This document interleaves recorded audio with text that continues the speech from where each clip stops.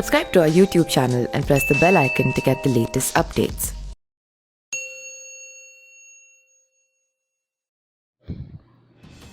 पूर्वांचल के बाहुबली और जौनपुर के पूर्व सांसद धनंजय सिंह अपना दबदबा बनाए रखने में सफल रहे हैं। उनकी पत्नी श्रीकला जिला पंचायत अध्यक्ष का चुनाव जीत गई हैं। खास बात यह है कि इसके लिए उन्हें भाजपा के सहयोगी अपना दल का भी समर्थन मिला है। हालांकि उनकी जीत के जश्न में उनके पति शामिल नहीं हो पाएंगे, वो इसलिए क्योंकि अभी वो धनंजय सिंह फरार चल रहे हैं और यूपी पुलिस की उनकी तलाश में लगी हुई है।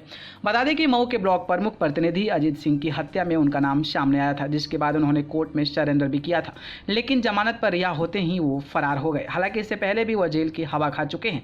कई बार विधायक रहे धनंजय ने अपना राजनीतिक career Tilakdhari Singh inter college से शुरू किया था। आइए जानते हैं कैसे वह छात्र नेता से बाहुबली बन गए। हाई स्कूल में लगा गया था हत्या का आरोप। धनंजय सिंह ने 1990 में हाई स्कूल की पढ़ाई लखनऊ के महर्षि विद्या मंदिर से की। मीडिया रिपोर्ट्स की माने तो इसी दौरान पहली बार उन पर एक पूर्व शिक्षक गोविंद उनियाल की हत्या का आरोप लगा था। हालांकि इस मामले में पुलिस कुछ भी साबित नहीं कर पाई। जब यह मामला चल रहा था तब धनंजय जौनपुर के तिलकधारी सिंह इंटर कॉलेज में पढ़ रहे थे। वहीं से उनका राजनीतिक में आने का सफर शुरू हो गया था। पढ़ाई के दौरान ही रखा ठेकेदारी में कदम। इंटरमीडिएट की पढ़ाई करने के बाद धनंजय लखनऊ चले गए। वहाँ लखनऊ यूनिवर्सिटी से उन्होंने ग्रेजुएशन किया। बताया जाता है कि यहीं से उन्होंने ठेकेदारी की दुनिया में कदम रखा।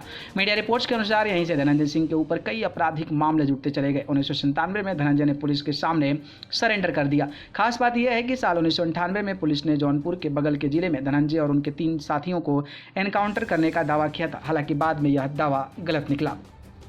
यहां से बने पहली बार विधायक। साल 2002 में लोक जनशक्ति पार्टी के टिकट पर धनंजय सिंह ने चुनाव लड़ा। नतीजा वह जौनपुर की रारी विधानसभा से विधायक चुने गए। इसके बाद धीरे धीरे उनका राजनीतिक कद बढ़ता गया। साल 2004 में कांग्रेस और लोक जनशक्ति पार्टी के उम्मीदवार के तौर पर उन्होंने लोकसभा का चुनाव लड़ा। हालांकि इस बार उनकी किस्मत ने साथ नहीं दिया और वो हार गए। इसके बाद साल 2007 में उन्होंने पार्टी बदल ली और जनता दल यूनाइटेड में शामिल हो गए। फिर रारी से विधायक बने। 1 साल बाद ही उन्होंने फिर से पार्टी बदलते हुए बसपा का दामन थाम लिया। इसके बाद वह 2009 में पहली बार बसपा के टिकट से लोकसभा चुनाव जीत गए। वहीं परिसीमन के बाद रारी के स्थान पर बनी मल्लहनी विधानसभा से पिता राजदेव सिंह को विधायक बनाया गया। साल 2012 से धनंजय सिंह का राजनीतिक करियर का ग्राफ गिर रहा था। उनकी पत्नी जागृति सिंह पर नौकरानी की हत्या का आरोप लगा। इस मामले में धनंजय और उनकी पत्नी को जेल जाना पड़ा। इसके बाद साल 2012 में ही जागृति ने अपनी मल्लहनी से विधायक का चुनाव लड़ा, लेकिन हार गई। इसके बाद फिर धनंजय सिंह कभी विधायक नहीं बन पाए। आखिरी बार उन्होंने साल 2020 उपचुनाव में पूर्व मंत्री पारसनाथ यादव के बेटे लकी यादव के खिलाफ खड़े हुए। दोनों में कांटे की टक्कर थी, लेकिन धनंजय को एक बार फिर से हार हाथ लगी। गौरतलब है कि श्रीकला धनंजय सिंह की तीसरी पत्नी हैं। श्रीकला के पिता तेलंगाना में विधायक रह चुके हैं। मीडिया रिपोर्ट्स के अनुसार निपो बैटरी ग्रुप से ताल्लुक रखने वाली श्रीकला ने अमेरिका से आर्किटेक्चर इंटीरियर डिज़ाइन का कोर्स किया है। हाल ही में उन्होंने शादी भी की थी। न्यूज़ रूम से न्यूज़ लाइव की रिपोर्ट।